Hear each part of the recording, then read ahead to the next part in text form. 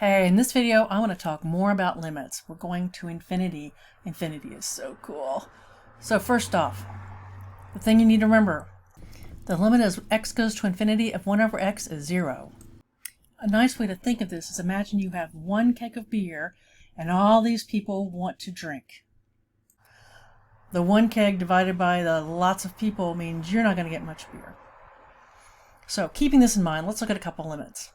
Let's say we have the limit as x approaches infinity of x plus 1 over 3x minus 7. I want to use the fact that the limit as x approaches infinity of 1 over x equals 0. So I'm going to multiply this expression by 1. And the 1 is going to be 1 over x all over 1 over x. Multiplying through 1 over x times x gives me 1, 1 over x times 1 gives me 1 over x, etc. The 1 over x's and the 7 over x, those goes to 0. Those go to 0. The only thing that survives is the 1/3. Let's try another one. Suppose we have x plus 2 over x squared minus 5x plus 1. I'm going to pull the same trick. I'm going to multiply by 1 over x squared all over 1 over x squared. Notice when I multiply through, I have 1 over x plus 2 over x squared. On the bottom, I've got 1 minus 5 over x plus 1 over x squared. You may be asking yourself, how does she know what x power to use? You will always choose the highest power of x in the denominator. I want to make sure I have a number here. So I can't divide by x cubed because then I have all these zeros on the bottom and limit over 0, that's not cool. We want to have a constant number and then everything else goes to 0.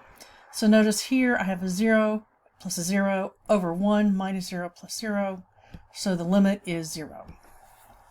Let's check this one out. X squared minus 2 over x plus 1. Since the highest power of x on the bottom is 1, that's what I'm going to multiply by. Now, I still have an x on top. The 2 over x is going to go to 0. The 3 over x goes to 0, but I'm left with x over 1. And as x goes to infinity, this limit goes to infinity. Now, I want you to get to the point where you can look at these things and not go through all this extra algebraic crap to figure out what the limit is. It's pretty straightforward.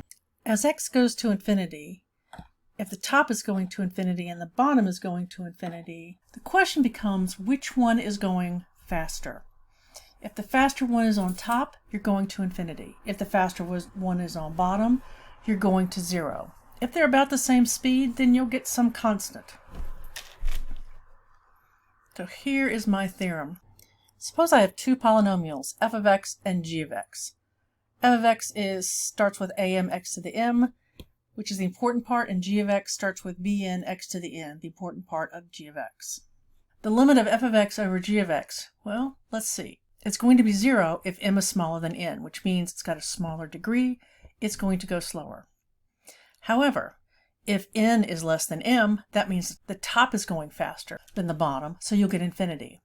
If they're the same, then you have a ratio of those leading coefficients. You have a to the m over b to the m.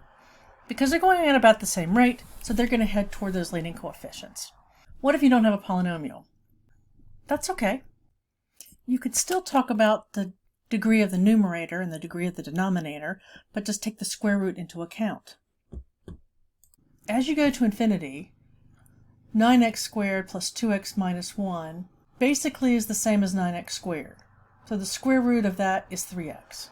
That part, 2x minus 1, doesn't make a difference when you're at 50 gajillion trillion huge-ass number. Okay. The 9x squared is what's driving this expression. On the bottom, 3x plus 5, once you get to a gazillion, billion, whatever number is your biggest number in your head, that 5 doesn't mean anything. So the limit as x goes to infinity of the square root of 9x squared plus 2x minus 1 all over 3x plus 5 is pretty much the same thing as 3x over 3x, which is 1. What about the other functions? Well, some of the other functions that we know.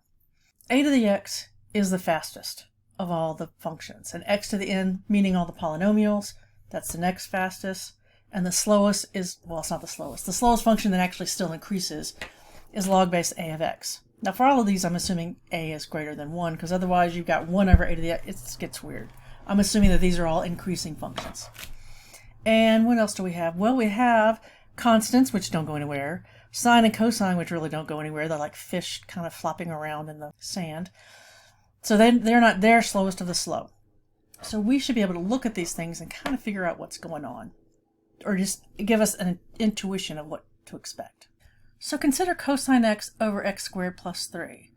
The top is just vacillating between -1 and 1, but the bottom is exploding. So this limit is going to be 0. Let's say we have this. We've got 2 to the x minus x squared over x to the 20th plus 5. On top, 2 to the x is in charge. On the bottom, x to the 20th is in charge. That could be x to the 30 billion. I don't care. The top, 2 to the x, will be faster eventually. So this limit is going to go to infinity. What if you're going to negative infinity? Does that make a difference? Well, yes it does. I kind of skimmed over something when I first talked about the square root. Let's get a little bit more precise here, because since we're going to negative infinity, it makes a difference. The square root of x squared is officially defined to be the absolute value of x. And the absolute value of x is x as long as x is positive, but it's the opposite of x if x is negative, because you need to counteract the negatives.